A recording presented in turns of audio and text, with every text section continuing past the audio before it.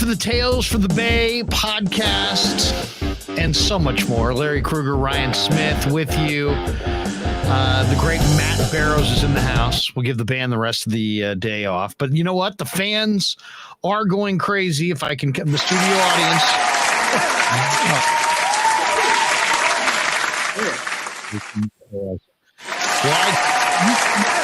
What does that tell you? Tells you money's coming. Yeah, that's right. Cha-ching. Cha-ching. Why? Because Matt Barrows knows his Niners. If I could deaden my mic, I would, and I would just have my mouth moving because then you could have to read my lips. All right, that is the story. Why don't we start right there? That is like the big story on this, the day that we're taping this is somebody got a hold of a picture of Jimmy Garoppolo, a close-up of his helmet, and he's either saying draw plays suck or your plays suck or whatever.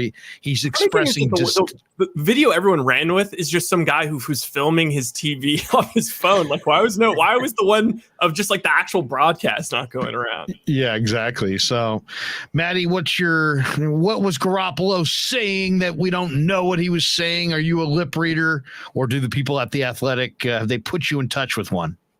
Well, that's a very good question. I actually Googled lip reader Bay Area to see if there was anybody in the Bay Area that I could get on the phone, if there's like a university professor that kind of specializes in it. So I'm on the case.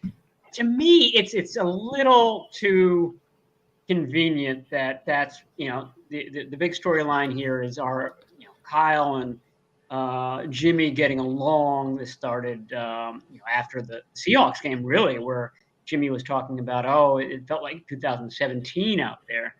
And that brought the question, it seems like he's happier when, he's not fully ensconced in this offense and he doesn't have the restraint of the Shanahan offense. So to me, it's just too convenient that it's, he's screaming out exactly what everybody is sort of wondering. But everybody who I've sent it to, and the problem is you send out that clip and it's got the guy's interpretation of what he says. And I just wondering whether that's influencing what you think it says, whether if it was just fresh, you would come up with something else.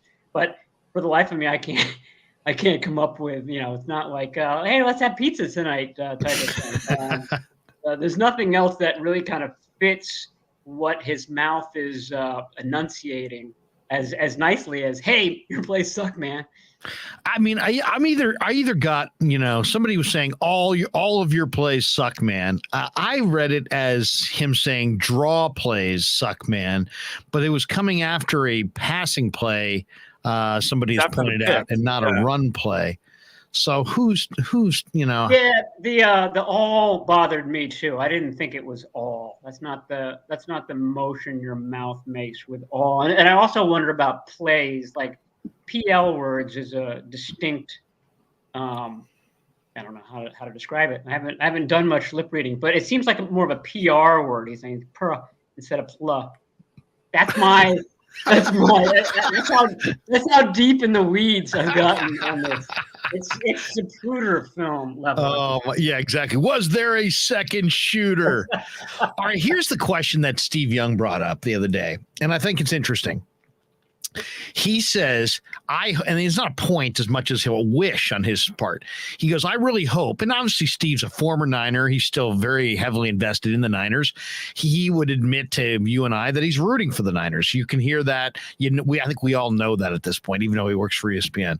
And he said, you know what? I hope that Kyle and Jimmy use this kind of second go around at a marriage as a way to kind of get better. Like Jimmy goes to Kyle and says, hey, look, this is what I don't like about, the way you've managed me up to this point, maybe since 2017. I'd like a little bit more freedom. I want to go down the field, whatever it is.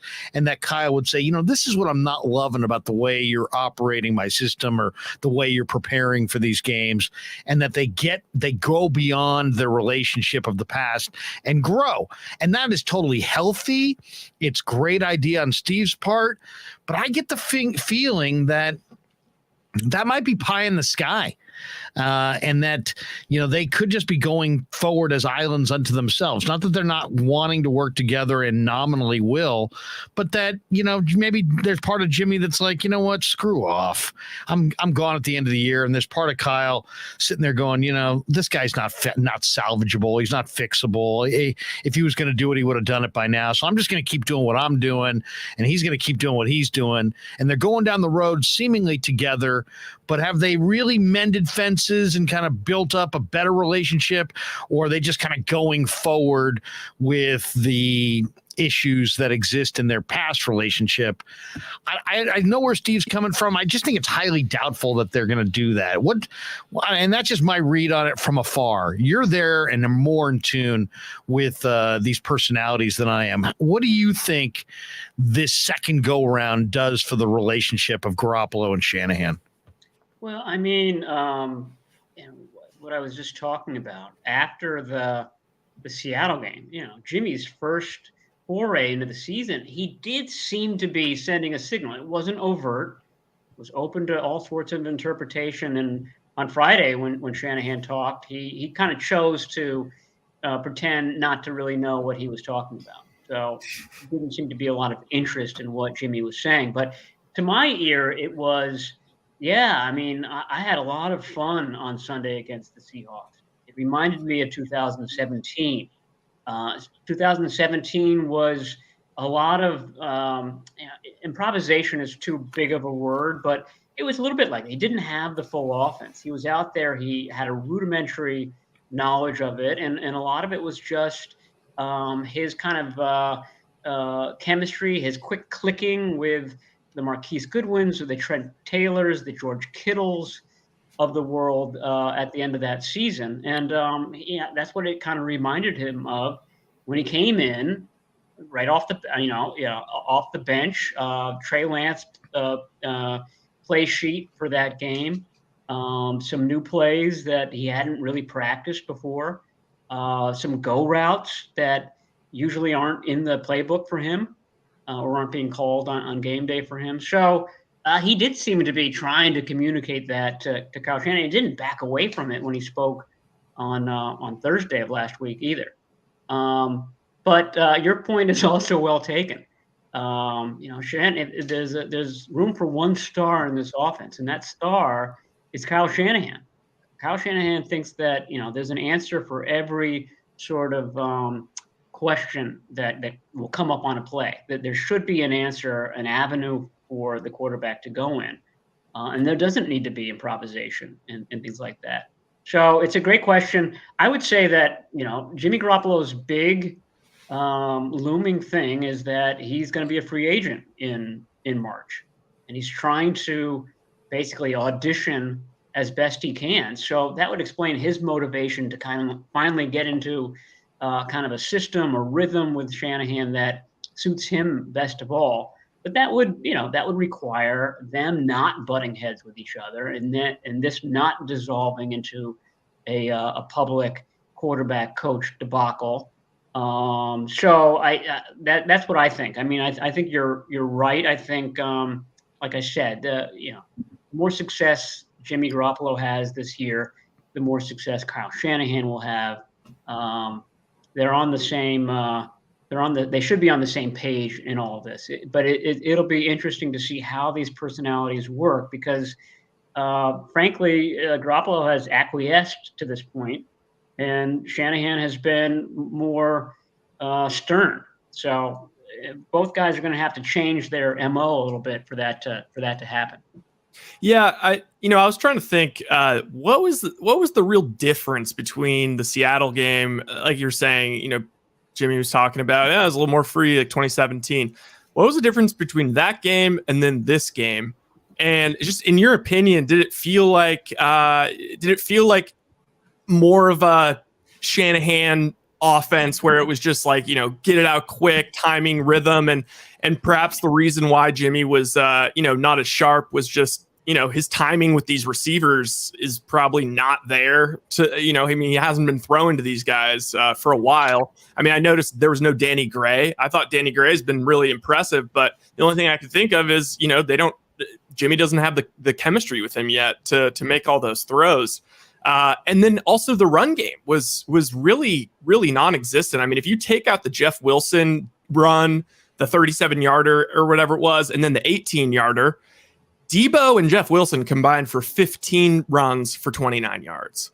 So I'm just asking, like, what's your feeling as to why he played so poorly compared to his first week? Well, I mean, I think your initial question is going to be a great one for Garoppolo this week. And Garoppolo, I think, is going to talk on Friday. So we're going to have to wait a little while. But that's a great question. What was different about the Seattle game? You came out of that game kind of raving about it. And the most recent game, which everybody came out saying that, that there were all sorts of issues. What were the, aside from the outcome, what were the differences in sort of the types of plays and all that? I think that's a great question. Whether he answers it or not, those are often two different things. But my interpretation of why they were just so bad in Denver, it starts with, Garoppolo is just off, and that happens sometimes, and it's understandable that it would happen to him in this game, given how odd his offseason was. I also think that we're not giving Denver's defense enough credit. I thought that they were really, really good, and I think probably by the end of the season that's going to become even more clear, and that kind of caused that offensive line, which 3 weeks ago, that was our biggest worry about this team. Oh boy, this offensive line is young. Nobody's distinguished. How are they going to do? And they didn't play well. I mean, one guy played well, and then that guy got hurt in the third quarter. And then his replacement was just absolutely terrible. So the offensive line basically lived down to all of our low expectations for it. And it was the first time this season that happened. And so I think that those were kind of the two biggest reasons why this team failed as much as it did. I mean, I wrote about this week that there were some big plays that Jimmy Garoppolo just missed. I mean, there's no two ways about it. When Deebo Samuel is being covered down the sideline by a linebacker, and this was a completion, but it should have been an 85-yard touchdown. I think, most days of the year with Jimmy Garoppolo, most quarterbacks in the NFL. That's a house call. That's a house call, and there were three of those, and they all involve Deebo Samuel. I mean, they're trying to get Deebo Samuel matched up on some of these guys, and on some of these plays, that was exactly what happened, and Garoppolo just missed him. So that's potentially 21 points right there. That's a little dramatic. Probably not quite that, but it's enough for a 49ers win versus a 1-point loss. Yeah. There's certain things, to me, you're -3 in turnovers for the game. I mean, I don't know what the safety, which is a turnover. Yeah. You're -3 and you had a safety, and then mix in that you were 1 for 10 on third downs. It's like, you could talk about anything after that, and you're not going to win that game just on those things alone. The fact that it was a 1-point game on the road against what you're saying is probably a top tier defense speaks to what kind of talent this roster has. Denver dominated the time of possession. They had 70 plays to 52, 35 minutes to 25. The Niners had no offensive rhythm to speak of in the second half of this game. They only really had one offensive drive of note, and it came early on and was capped by really nice play call to Ayuk on the pick play that didn't get called on Deebo, where Deebo picks his man clearly, wasn't running a route at all, and Ayuk is just wide open on the weak side. They went 2 tight ends, one back in the eye. But what do you think as far as we fast forward this thing into the Ram game? Is this very, in my mind, Matt, it sets up very similarly to the first Ram game against the Niners last year, where the Rams looked like a way better team. The Niners were not going to get blown out of the water, and the 49ers almost need to play ball control and just run the heck out of it. And I kind of feel like Like Burford, for example, on the offensive line struggled. I think he gave up 3 pressures against Denver. But man, on that Jeff Wilson 37-yard run up the gut, it was Burford who buried DJ Jones and caved in that whole right side, and Joe the running back cut it back. Wilson cut it back, and that was the big gainer right there. So maybe they're a better run blocking line than a pass blocking line. I'm expecting a run heavy game plan against the Rams. What are you expecting? Yeah, I mean, that's how they got right last year. I mean, I think they were 3-5 heading into that game. That was the game that Shanahan said after the season that if they had lost that one, he really was going to think seriously about inserting Trey Lance, because all of a sudden you're playing for the future instead of playing for that season. So that was a huge one. I think it was 44 rushes in that game. 3.5 yards a carry. That was like the first Deebo running the ball situation. I mean, I remember that game distinctly because I put a little 100 to 1 wager on the Niners to win the Super Bowl before that game, and that's how desperate. I mean, if people forget, like last year, it felt like the season was over going into that game. Oh yeah, and that was week 10.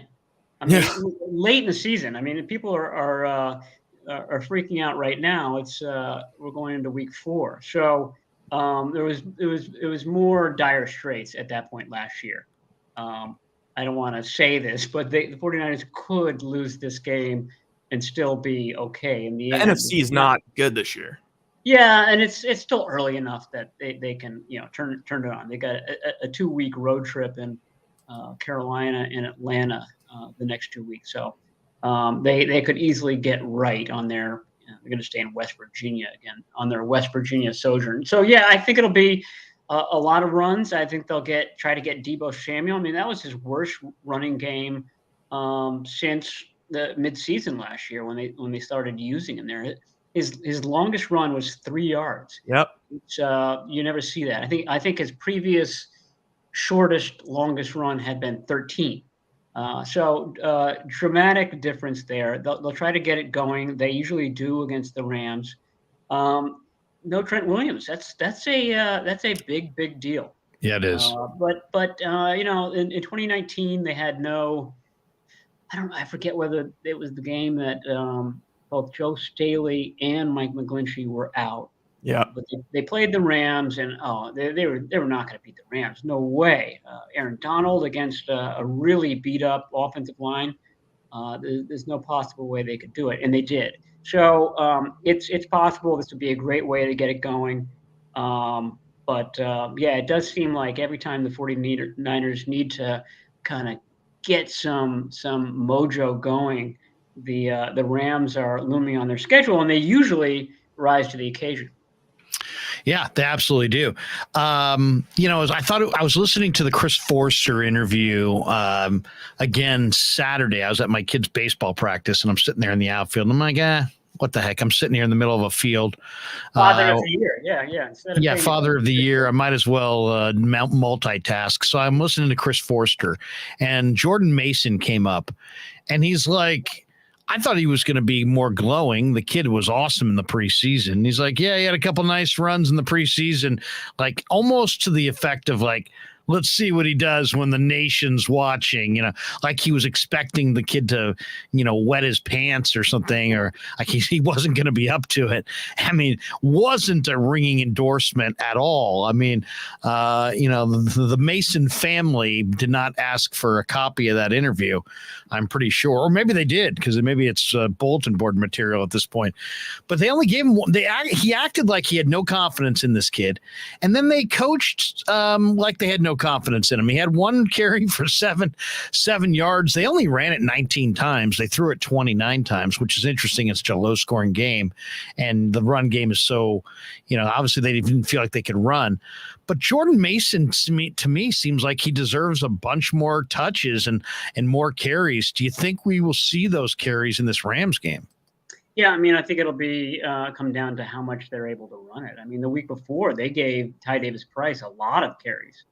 I forget what the number was, but it was more than I was expecting. They also ran the ball 45 times in that game. So I think that's the real explanation. I mean, you just can't run one guy that much, so you've got to spread it around. So, I mean, it's going to depend on the game. I mean, what kind of game it is, whether they think they can run, et cetera, et cetera.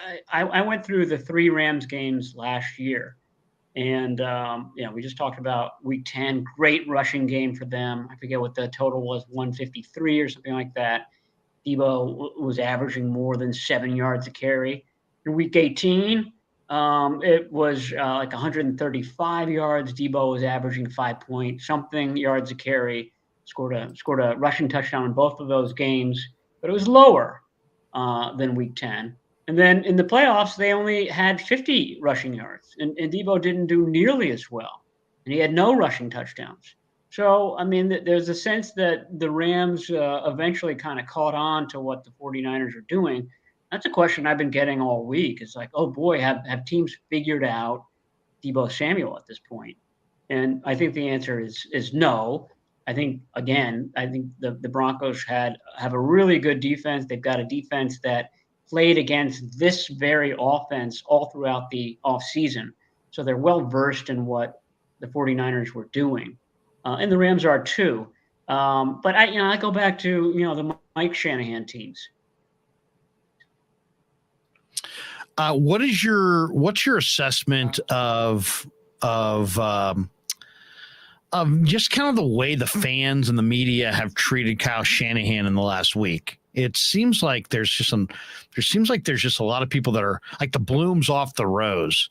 Like, there's people that are mad about Lance. There's people that are not liking his play calling. There's people that are suggesting that Mike McDaniel was the brains of the operation.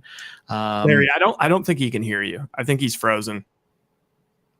Oh, yeah, because he was talking right in the middle there. Making a point. Yeah. Here, I'll maybe we can see if we can unfreeze Matt. Yeah. Well, okay. I think he's going to probably try and pop back in. I mean, the question I was going to ask him is like, how are they?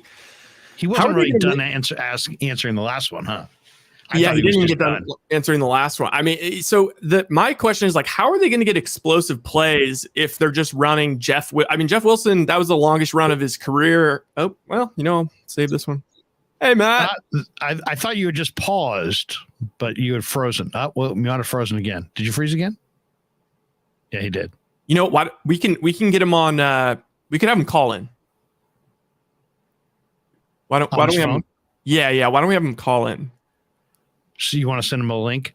Yes. Send him the link with the video so we could still see him. Well, I'm not. We're not gonna be able to see him. His internet's not good enough for it. It seems like. So I think we're just gonna have to listen to him. Really? Yeah. If it was good enough, he'd be fine right now. Okay. Sorry, everyone. Yeah. So we're having a hard time with the connection. I think. Well, you froze on us, but I don't know if it was us or you. Yeah. Hey, Matt. I'm going to send. Oh no. Larry, do you have his phone number, or I'll email him? Yeah, just email him. I do have his phone number here. I'll share with you his connection, his contact. I think we're doing all this over the live stream, which is always nice. This is people get to see. So this is why sometimes we're late. It's there's things that happen. All right. Let's see. There we go. I just sent it to you. Let me read some of the chat here. So we have a lot of the familiars in the chat. Val Ramos says, "What's up, fellas? What's up, Val Ramos? Good to see you." MF says, "Did the offensive performance remind us of Miami and Arizona games the last 2 years? Jimmy did play well in the Arizona game, if I recall." Niners lost both the Arizona games last year, so I'm trying to block them out of my mind. They lost at home to Colt McCoy, right? And they lost in Trey, or they lost in Arizona with Trey. And Trey got smoked on the goal line by Isaiah Simmons.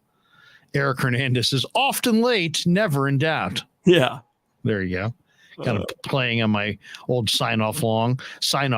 Seldom, often wrong, seldom in doubt. Val Ramos says, "If we win this game, I think we might just be okay." Well, yeah, no, obviously the 49ers, it's early in the year. They've started slowly. They're 1-2. They could have been 3-0. Some people would argue they should have been 3-0. but it is what it is. Yeah, I mean, the good news is that the NFC, if you look at it, I mean, it's not like last year or the past couple of years. Like, they're going to be contending. I think it's like we're worried about the Niners should be worried about the division for sure. But as far as making the playoffs go, it's going to be they're competing with the Cowboys with Cooper Rush. They're going to be competing with the Vikings. Cowboys defense looked really good last night. They've got an elite defense. And then after that, it's like, I don't know, the Panthers or the Saints. So I feel pretty good about it. There we go. We've added Matt back. Oh, looking great. Nice. Bulky wireless connection, I think it was. There you go. I'm hardwired now in the old. Look at you. Ooh. Not as great background. I don't have the Masterpiece Theater though. I know. What are we looking at there? This is truly now you're looking down, kind of. You're more. Well, I am looking down at you, Larry. Yeah. Yes, you're very much looking down upon us right now. We'll move the boxes around.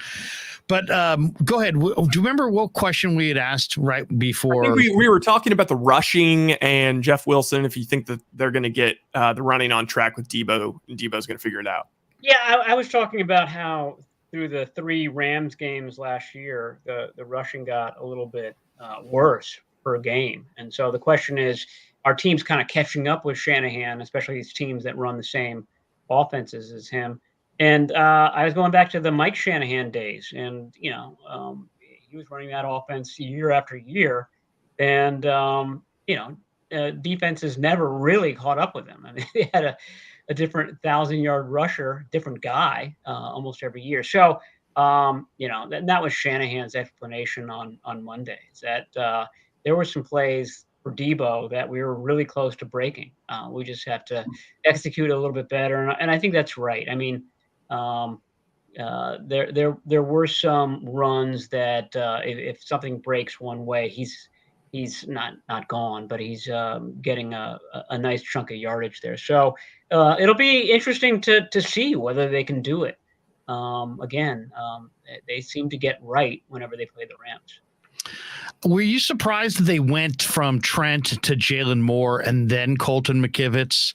I mean, and if you're Jalen Moore at this point, it's like the old, what would you say you do here? I mean, what is his role if he can't even be trusted to play as a backup at offensive tackle? Isn't he the third tackle? Sounds like they're going to go with McKivitz. Sounds like they trust McKivitz more. But if they trusted him more, why didn't they just go to him right away? Well, McKivitz was the backup tackle, but then he sprained his ankle in the run up to the game during the week. So, I didn't realize that. I wasn't 100%. He had an ankle sprain like early on. It was either Wednesday or Thursday, and so Moore ended up getting the bulk of the practice snaps there. So they figured, okay, he's more ready. He's been kind of practicing against this defense all week. Let's put him in there. But it was short-lived. It was 2 series, and then he was gone. There were only 4 pass plays in those 2 series, and he messed up twice on those 2 out of 4. So he's batting 500, which isn't great. So McKivitz is ahead of him on the depth chart anyway. The only reason he wouldn't start is if his ankle somehow was problematic for the game. To me, the question is who's next? Will it be Blake Hance, the guy that they brought in right before the season, or will it be Moore? And my guess, the way things are going, remember Moore was a starter early. He looked good. He looked good in preseason as a rookie. Yeah, absolutely. I mean, it was arrow up for him, and then at some point he got passed up by McKivitz last year. And remember, McKivitz didn't even make the initial roster. That's right. And when they got him back on the practice squad, they're like, "Okay, you're a guard now. You're gonna play guard for us."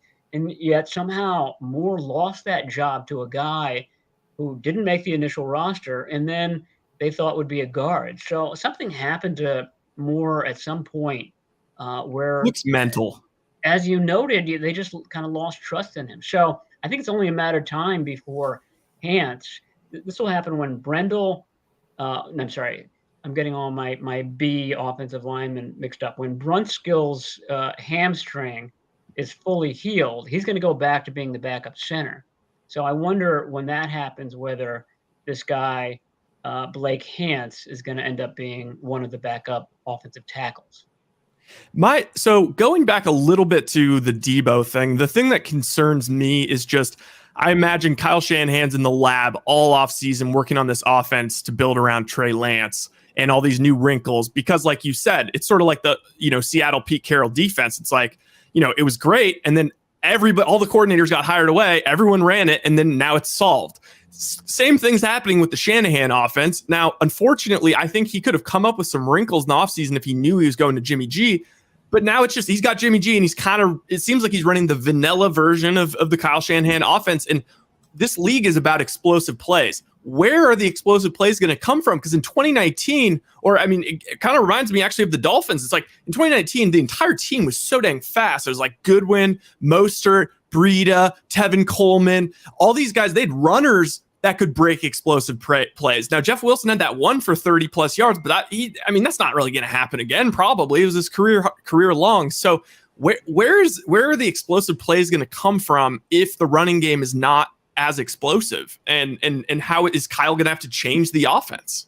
It's a great point. All the speed is now in Miami, another town. I was just looking at the speed numbers. They haven't had a guy break the 20 mile per hour mark so far this season. Now they had 2 rain games and then Sunday's game in Denver. So we don't really have a great basis yet for that. But you're absolutely right, Ryan. I think to answer your question, they think that Deebo is that guy. Last year, Deebo came in to become the Raheem Mostert in the offense, and it worked. He provided explosive plays just about every time he was in the game. So that was the big sort of aberration in Denver, is that Deebo didn't supply any sort of explosion at running back. He was good as a wide receiver. I think Jeff Wilson actually averaged over 6 yards a carry, and Jordan Mason on his 1 carry had 7. So maybe the answer is Mason. Maybe they start to gain a little confidence. I think going back to Larry's point about choosing Chris Foerster over his own children, it's that they just don't like rookies. They're very reluctant to play rookie runners. So you have to be a pretty special guy to be a rookie and to get a lot of play time in the system. And I would imagine that Mason did well in the scant number of snaps he did. But like I said, I think it's going to depend on how many overall carries they have in this game. Let's talk about the Rams a little bit in the matchup, because I think it's really interesting. I felt like when the Niners came out in the first game, I think you said it was week 10, and they just gutted the Rams and they just ran it down their throat. It was almost like they made it a referendum on which team's tougher, and that the 49ers loudly stated, "We are tougher than you." And I kind of felt like McVay fell into that trap, because instead of really going to their advantage, which is Cooper Kupp and their pass game, they ran it with Sony Michel, and they ran it with their backs, almost like trying to, we can run too, kind of a thing. Well, by the time the NFC Championship came around, I think McVay was over the machismo factor and just said, you know what, you can't, like in game 2 of the matchup, they threw 7 passes to Cooper Kupp. They completed 7 passes to Cooper Kupp, but they didn't throw enough passes to him. In the championship game, I think they understood that, and the Niners never really stopped Cooper Kupp. But now the DBs are all different, right? You got Charvarius, you got a healthy Mosley, you had Womack at the nickel. Now you got Diamador Lenore if it holds steady from last week. What do you think? Do the Niners? What do you think of the Niner new look with Cooper Kupp and the Rams? Because one of the reasons the Niners didn't go to the bowl is they really just could never stop Cooper Kupp. And K'Wan Williams has now moved on, and they found new guys in the nickel. What do you think? Are they going to be able to corral Kupp? I mean, you're absolutely right, and I don't think it was just the championship game. I think it was week 18 too. Yeah, they went heavy on Kupp in both of those games, and the 49ers didn't really have an answer. K'Wan Williams was fading at the end of last year. Remember, it was Dante Johnson who was tapped in week 18 to be the nickel, and he did an admirable job. But they do have young guns. Nobody stops Kupp, though. I mean, you hold Kupp under 100 yards, and you come away thinking, oh man, we won this outing, even if it's 95 and a TD. You think, boy, we did a great job on Cooper Kupp.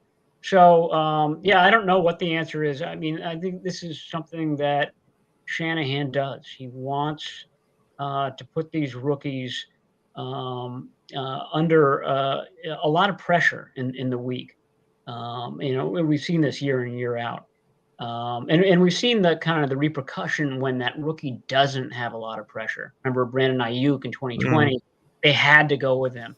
And then they weren't all that happy with him in the 2021 offseason. So I think this is a way of making sure that these guys stay sharp and, more to the point, sort of creating the right habits as a rookie that these guys are going to have in future years. I think the 49ers feel that's going to pay dividends down the line. So I think they like the fact that Lenore and Womack are sort of, going at it, competition-wise. I think they like the fact that, it was Ty Davis Price and Jordan Mason, but now maybe it's Marlon Mack and Jordan Mason who are sort of in competition for that number 2 role. I think they want that during the week so that it produces better players overall. Kyle Shanahan has taken a ton of criticism. Right before you cut out, I was asking you a little bit about that criticism. There's people who want to trade him for Sean Payton. There's people that want to run him out of town. There's people that are trying to suggest there's a rift between him and Garoppolo. It's amazing how no matter what happens in a football game, it's always either the head coach or the quarterback's got to go. and it's like sometimes it's both, right? And it seems like we just filibuster we obsess on those two guys as a football watching public. And I've had people explain the theory to me that the TV shows the most images of the quarterback's face and the head coach's face, and so people always throw all of their whatever on those two guys. But when I ask players, when Ryan and I are down there talking to players, there's like this unbelievable respect for Kyle Shanahan. I don't see anybody I don't think I've talked to anybody on either side of the football that isn't incredibly glowing in their respect for Kyle and what he does and what he contributes. And yet to hear people talk about it this week, you'd swear that, he's on the outs and there's tons of pressure and he could be out any moment. And it's like, what? I mean, what do you make of the disconnect between the actual story and the public discussion of the team? Because we're now getting into like a twilight zone where they're only like loosely related. Well, I mean, going into the season, do you agree with that? By the way, that's my opinion. I absolutely agree with that. I was going to say that going into the season, it was, Trey Lance. I mean, people always have to have, it's Eastern first take amongst the fan base. It's great. A binary controversy. It's black and white. It's up versus down. Whatever you want to say. And are you a Jimmy guy? Are you a Trey guy? Exactly. It's like, what? Absolutely. It's one or the other. And right. Early on, it was Trey and Jimmy. Trey's not in the equation anymore. So you had to find somebody to replace Trey, and it's Kyle Shanahan there now. Right. So that's how I kind of interpret it on a very basic level. I agree with what you guys say, and I'll go one step further. When you talk to the owner loves Kyle Shanahan just as much. So, I mean, it's again, we just got done with week 3. You can't, no one's getting rid of Kyle Shanahan. He's almost got a built-in excuse already in that his starting quarterback got hurt in week 2. What are you going to do? I mean, even as the season tanks, even if they go 2-15, I don't think there's any change at the end of the season because of that sort of built-in issue right there. The guy that we thought was going to be our starting quarterback isn't there. How many teams are going to recover from that? Not many.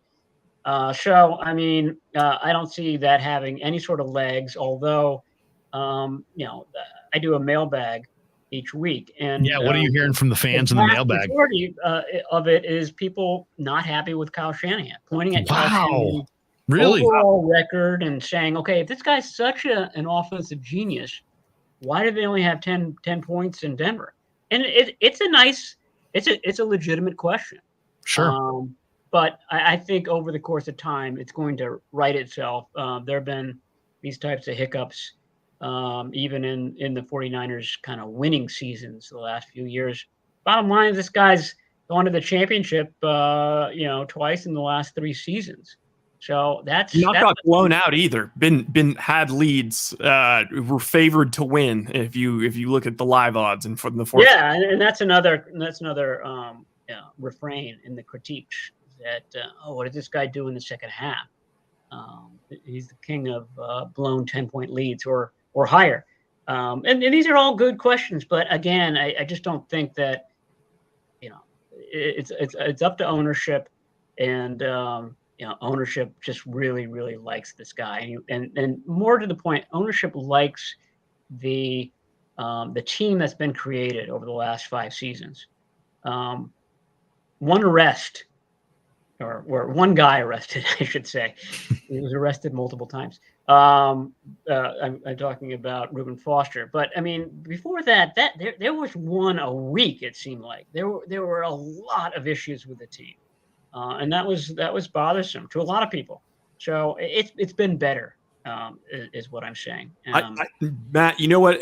Just building off that, I mean, you've been around the team forever. You know these guys. You've been around the locker room. This is my first experience being in an NFL locker room, and what I was told is like, look, man, they're just guys. You're going to have your bad dudes. You're going to have guys that are okay dudes. You're going to have guys that are pretty good. They're just people, man. Like some of them suck. Every single person that we've talked to, we've shown them respect, and they show it right back. They've been all open books, just super nice. They all seem, it's kind of crazy. The defense is so ferocious, and it seems like every one of them, even their stars, are like super kind of intelligent and mild-mannered and kind of like laid back. But then when they get on the field, they flip the switch. And it's like, being in this locker room, it's like, this is when people talk about creating a good culture. This feels like a freaking great culture. It seems like they specifically go out of their way to get good culture guys. And so from that perspective, I mean, how is this locker room, would you say, different than the past couple years? And I guess maybe expand on that point of like, that's another thing people want to build controversy. Oh, Jimmy hates it. But it's like, no, everybody's singing Kumbaya in there. No, for sure. I mean, it's been good for several years now. And it was not good before then. And I think that has to do with, with John Lynch. This has been a major criterion for him, to kind of build that kind of locker room.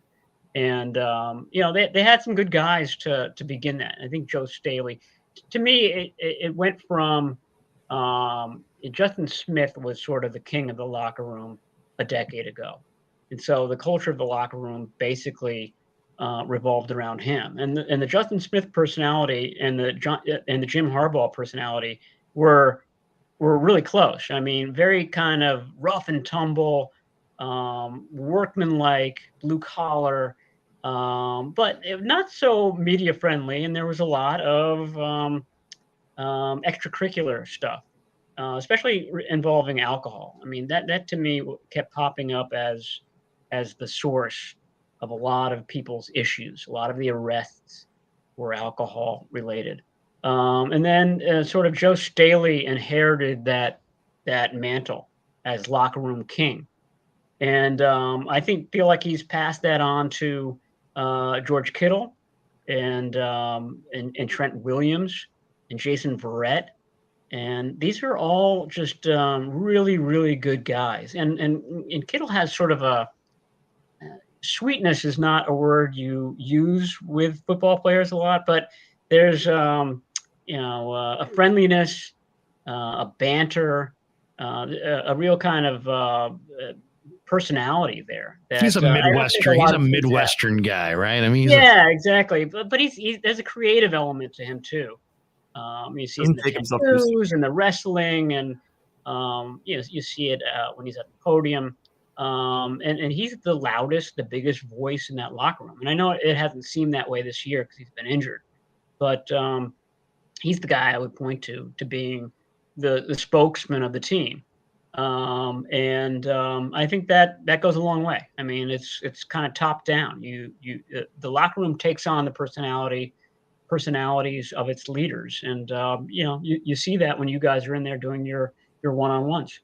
It's interesting that this is you said you're getting a lot on Shanahan in what you're doing in the chat. We don't have the same thing you're doing with. It's almost kind of the same. It's the public. Here's one from Ramelia SB Super Bowl Champs Report. He says Kyle Shanahan has gotten a pass by the media. He's into his 6th year, and as we speak, he's 40 and 44 as a 49er head coach. He goes on to say, with Shanahan, there's always excuses. There's only a quarterback he's won with is Jimmy Garoppolo. Meanwhile, the 49ers team is loaded, and the media isn't letting Kyle have it. Amazing. If you want to react to that, I mean, I don't know what we as a collective are supposed to do. The reality of the situation is not lost on any of us, which is, to me, if every NFL coach was a free agent tomorrow, who would land the biggest contract? And it might be Kyle Shanahan. I think it would be. And if it's not Kyle Shanahan, he'll be very close to at or near the top of the list if every one of these coaches were free agents. That's my barometer. And also, I think he's an outstanding play caller. And I think, a lot of this is the media circus and a lot of it's out of his control. He may not be a great personnel evaluator, and he may have dabbled too much in those areas in his first 4 or 5 years. And if you told me that was a fact, I wouldn't fight it. I wouldn't even argue it. That might be the case.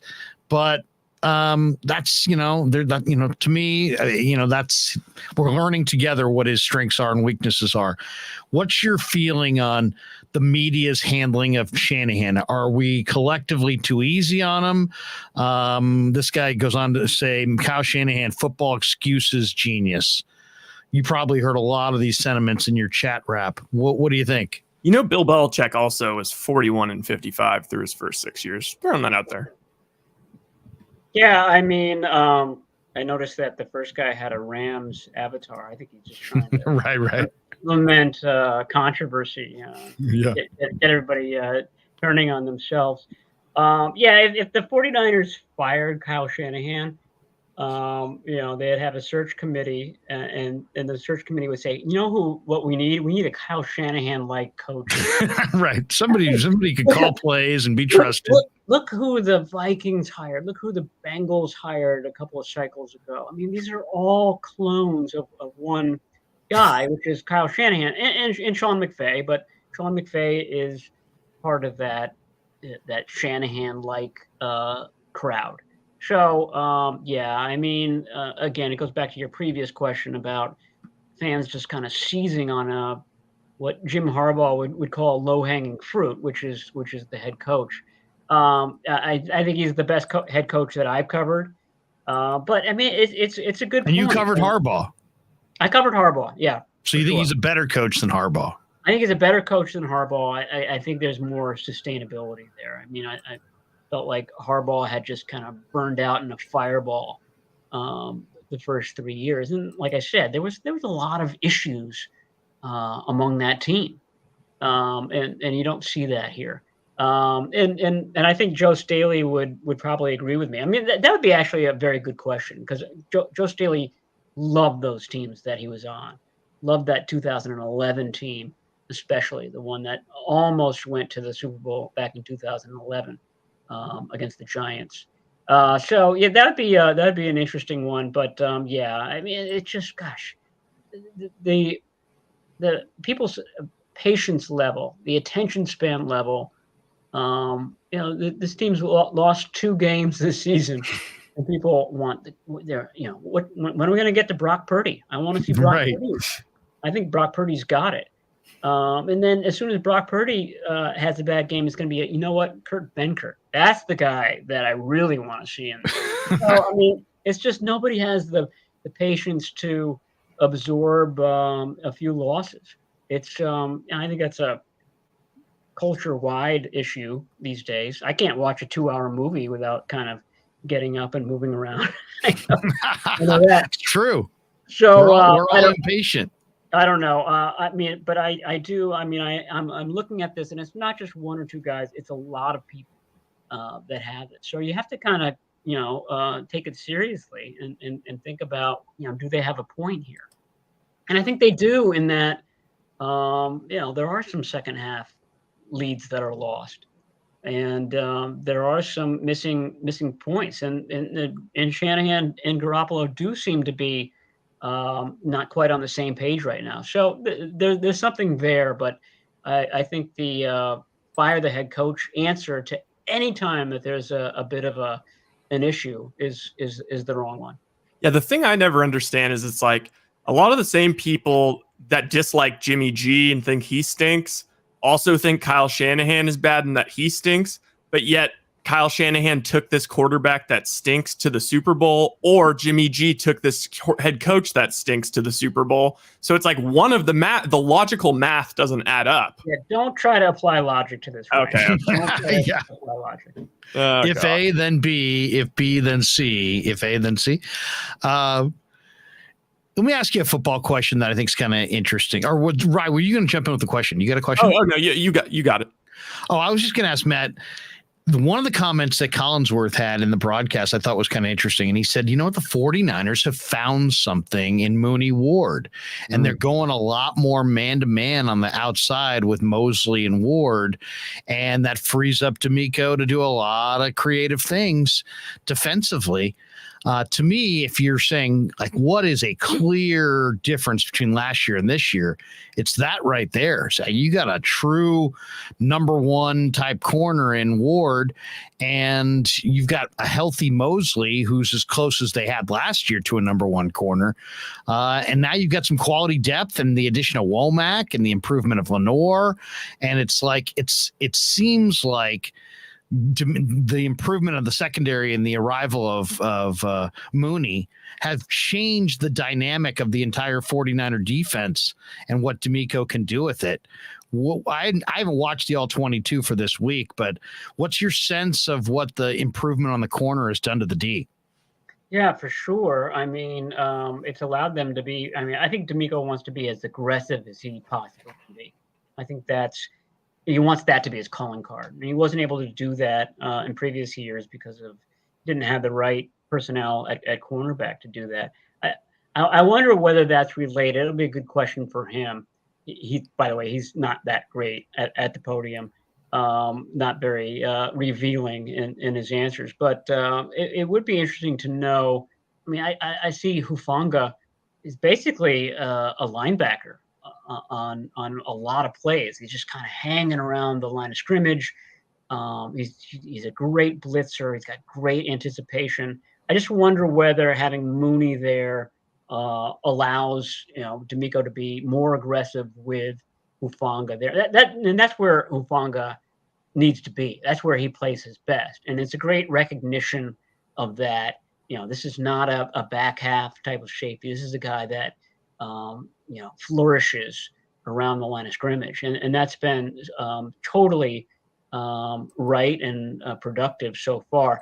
I keep saying this every week. The Rams are gonna test that. I think they're gonna try to stretch the 49ers deep and see whether Gibson and Hufanga can hold up. But so far, and I think that's a reflection on Gibson as well. I mean, he's a guy I think is probably the best player these first three games that really hasn't gotten as much praise as he needs to. So I think he's holding down the fort back there. And that's allowing these guys to play more aggressively. It's allowing Hufanga to be, 2 feet off the line of scrimmage and to do some things like that. So so far so good on how that whole secondary has played so far. Yeah, what's interesting is we were talking to Gibson, and I totally agree, by the way. Him and Jimmy Ward are the same agent. They seem like they're buddies. We were talking to Jimmy Ward, talking about Hufanga and Gibson. There's no like, oh my God, like, I don't know. They're playing so well. Am I going to get the same spot? He's calling them my safeties. So it's going to be interesting to see how Jimmy Ward, how he kind of they move things around, and because I think Gibson and Hufanga, of course, both have earned a lot of playing time, and to that same point, I mean, you've seen a lot of great defenses. Those Harbaugh defenses were awesome, man, and then 2019 was great. I mean, the secondary had some issues, but it was great defense. I mean, where do you think this defense stacks up after? I know the Rams are going to be a test, but I mean, have you? I'm so used to Russell Wilson. If he gets 2 seconds back there and he's not touched, it's going to be a moonball to Lockett or DK. And they were getting coverage sacks. Like I'm not used to that. So yeah, how do you think this thing stacks up, and how do you think they're going to perform against the Rams? Yeah, it's a great question about where this defense stacks up in any of the ones from, say, the last 20 years. I mean, I think that I was just talking about Justin Smith. That line had Justin Smith, Ray McDonald. It had Ahmad Brooks, underrated pass rusher, and it had Aldon Smith. And then it had Navarro Bowman and Willis backing them up. I don't think that this one, I think Nick Bosa is up there with any of those guys that I just mentioned. I just don't think that anyone else is quite as good. So I don't think it's as ferocious. The rules are different. I mean, you go back and you watch that Saints 49ers game from the divisional playoffs. I mean, that's like the last old school hitting game that we've ever seen. A hit on Pierre Thomas. The hit on Pierre Thomas, but it was like that all game. And then the next week against the Giants was as throwback old school as you can get. That was just a slugfest in the mud. So nobody's allowed to play like that anymore. So it's almost an apples to oranges comparison. I think this defense is the best in the NFL right now. I don't think it's a shutdown defense. I just don't think that those exist anymore. So there's always going to be the, Russell Wilson putting together that type of drive, and like he did in the fourth quarter. You can't expect a team to kind of snuff out another team like, the 2000 Ravens did or the 85 Bears did. I just don't think that that's possible in this day and age anymore.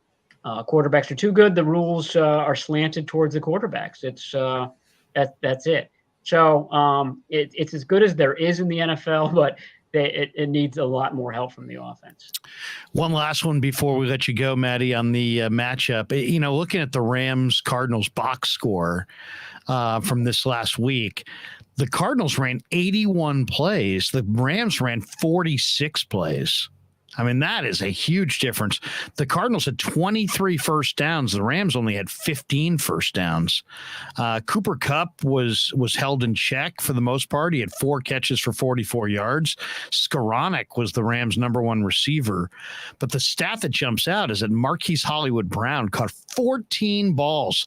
He was targeted 17 times. He caught 14 for 140. And I'm thinking of the 49er receivers, who's the most like Hollywood Brown? It's probably Danny Gray.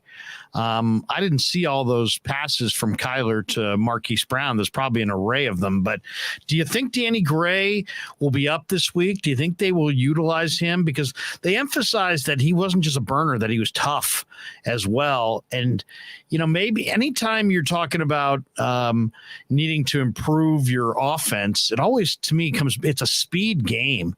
And you drafted, him, and you signed Ray, and it's like, hey, why not put a little bit more of your speed on the field and make the Rams match up with it a little bit? And if you can, do what the Cardinals did and play ball control. I mean, the Rams won the game, but they only scored 20 points. To me, that might be the recipe for success. Feed Danny Gray and take advantage of that speed, but also, if you can, dominate the time of possession and keep Stafford and Akers and Higbee and Kupp and all these guys on the sideline as much as possible. What do you see as the game plan this week in your mind? Well, I want to comment on your Danny Gray suggestion. I mean, the way I remember the 2017 season, since that's been in the news recently, is that Garoppolo came in and he was mostly kind of doing some New England Patriots stuff, like hitting Trent Taylor for short stuff, this, that, and the other. But when you actually watch it, Marquise Goodwin, that was his high water mark that 2017 season. He almost had 1,000 yards that year. And my thought was that, okay, when Garoppolo came in for those last five games, Marquise Goodwin probably, his numbers went down. They didn't. He had 3 games in that span. There was one at 95 yards, but 2 other ones well over the 100-yard mark, which suggests that Garoppolo and a speed merchant are not exclusive to each other, and that Marquise Goodwin and Danny Gray, their speed is comparable. These are both really, really elite guys. So I think that it absolutely can work. I think the issue with Danny Gray is that he's a rookie, and even talking to his former coaches and guys at SMU who love him to death and think that he's going to be an excellent pro, to a person they all say, okay, he's still developing. This is going to be sort of a longer term thing. It's not going to be right off the bat. So I think that whatever that means as far as route running, as far as separation, he's still learning that right now. But I think the potential is there. And to Ryan's earlier point, yeah, I mean, they could use the speed element. Just get the ball in his hands on one play, because he did do a lot of the crossing route stuff. He did do a lot of the screen stuff that they do with Deebo Samuel. It would be a nice play if you've got Deebo Samuel on one side of the formation. You kind of fake the screen one way. I know the defense would, especially the Rams defense would go after it real fast, and then you just turn around and throw the same exact play to Gray on the other side. He'd be gone. So that might be a really kind of nice secret weapon to break out in this game. Well, now that we've talked about it, it's not going to be so. I know you just did a touchdown play, Matt. Now that we've outed the game plan on the Tales from the Bay podcast in London. I know that Sean McVay watches this podcast very closely. Exactly. He's all over this podcast, so we're gonna have to scrub it. He's right here. Matty, for people who follow you on The Athletic or have thought about it and are like, hey, you know what? This is the time I'm going to make the investment. Give people an idea of what you and Dave Lombardi have cooked up each week, and what do you typically provide for your readers as we approach game day and this week on Monday. Yeah, well, right after the game, we kind of break down the game, position group by position group, who stood out, what the snap counts were. So that's up right now. Dave's got a story going tomorrow about, basically answering the question you just asked. I mean, what can the 49ers do to kind of pack a little bit more wallop into this offense? And then I've got the aforementioned mailbag coming, I think, on Thursday morning, where I'm going deeper into this Shanahan Garoppolo relationship that everybody seems to be seizing on right now. This guy does as good a job as there is, folks. Right here, Matt Barrows. What year was your first year on the beat? 2003, which was Dennis Erickson's first year. And that roster included T.O. and Jeff Garcia and Garrison Hurst and Derek Deese. And then the next year, all of those guys were gone. And surprise, the 49ers went 2-14 that year. So it turns out that talent is important to winning. That was my first lesson. Who knew? In the NFL. Talented guys win games. Not talented guys lose games. There you go. I'll never forget my first meeting with Dennis Erickson. He's like, they're like, hey, Dennis, this is Larry Krueger from KNBR, and Larry, hey, this is Dennis Erickson. And I go, Coach, really a pleasure to meet you. And he didn't hear the introduction, so he's like, are you from Coors? And I said no. And the disappointment on his face, I mean, it was like, you're not from Coors? Oh man, I was told there was gonna be a guy from Coors here. I got to get that kegerator put in my office, like right away. And I'm like, I think that guy over there might be from Coors. And he literally left and walked over to them. You from Coors? He was really interested in the kegerator, getting that thing set up. But he had tremendous eyewear. If you remember, he had great sunglasses and he had designer eyewear. He looked very chic on the sideline. All right. The thing that I respect the most about you, Maddie, is you ask direct questions.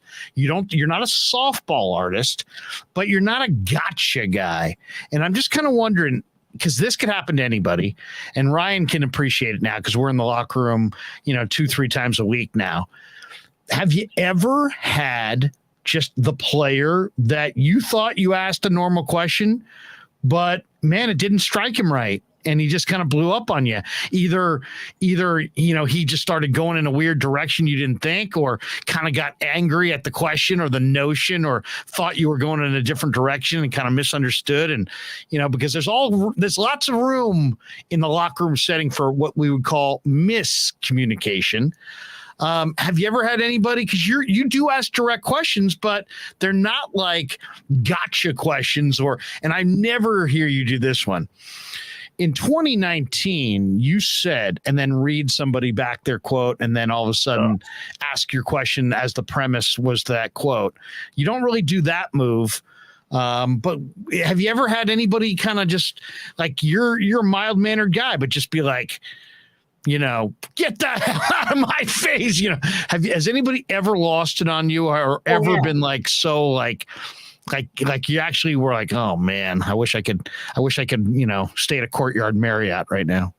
Yeah, for sure. And most of my recollections come from early on in my career. And I don't know, it's sort of a good question whether I've kind of steered away from certain questions because of those experiences. But one sort of lesson I learned is that I remember I was asking a linebacker who I thought it was common knowledge that this guy had sort of struggled in some earlier games. And I forget how I phrased it, but it was something along the lines of, redeem yourself. I think that was the phrase. Right.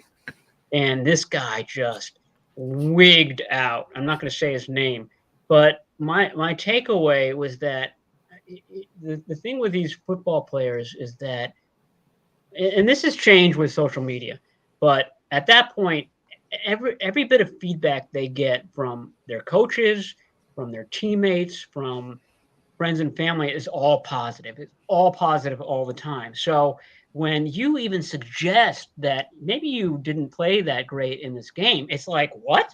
I've never heard that before. It was like the person couldn't believe that I would suggest. I mean, this was during that 2-14 season. So right. You weren't lighting up the league that year. So that struck me as that it's all, and I guess this is a sports psychology thing. It's all positive reinforcement all the time. You did great in this game. Maybe you could do this a little bit better, but you were awesome in this game. It's like the compliment sandwich where you right. I tell you, you did this great. This needs work, but you did this great. So you come away thinking, wow, I'm really killing it out there. So that's something I've always kind of kept in the back of my head since then. Yeah, you gotta kind of know that in their world, even if, the old saying, if your premise is wrong, your conclusion's wrong. But if they don't, your premise could be right. But if they think it's wrong, it's wrong. Yeah. So it's kind of like one of those things. Maddie, awesome stuff. We love talking with you. You're great stuff. Great commentator as far as what you and Dave do audio wise, in addition to in print. Keep it rolling, man. And we will see you, as they say, down the proverbial road. And good luck to you and Dave and all the good people at The Athletic. And thanks for stopping by on the Tales from the Bay podcast. Thank you for having me on, and I promise not to interrupt any of your one-on-ones that you and Ryan have with the players in the locker room. Oh gosh! Damn it! You can feel the people coming over your shoulders. I want to be like Draymond Green on a rebound and just throw an elbow. Yeah, I won't do that. Fonzie, boom. Vern knocking you off the stool. Oh. I would love to do this a 30-minute live stream where Matt just gives me all these pointers, because I'm going in so blind right now that seriously, I'm overly confident. No, it's better. It's better to go in blind. Just be, nothing ventured, nothing gained, I guess. I'm trying. I started early with Rye. I said, look, let's just work on the we's and the us's. Yeah. If we can get rid of the we's and the us's, we're going to be ahead of the game. Yeah. We'll take it from there. Yeah, you're not part of the team, Ryan. You're not getting the ring if they win that Super Bowl. Good stuff, Matty. Thanks again. All right, see you guys. See ya. The great Matt Barrows, who is awesome. He is terrific from formerly the Sacramento Bee. Now you can catch him in The Athletic, behind a paywall, but in The Athletic. Good stuff, Rye. That was good. I enjoyed talking with Matt. Matt, you know what I love about Matt is that he listens to your question, gives you a thoughtful answer, sometimes gives you some background like that we would never normally have. And then I think overall, when you get a little background, don't you feel like you kind of know more about the topic? Like after we do our interviews with him, it's not just about like his opinion on everything. I actually feel like I know a little bit more about like how we arrived at this point, because he'll give you a little, well, in 2017, it started this way. And then what it evolved when this coach came, and then it, you know what I mean? And it's like learning history as a story, as opposed to facts. You know, this game they lost, that game they lost, this game they won, that game they won. You know, he's got more of a narrative on the thing, and I think it's really good. I think it is really good coverage. And you know, Dave Lombardi, excellent as well. Matt Barrows, excellent. The Athletic. Tim Kawakami, say that 5 times fast.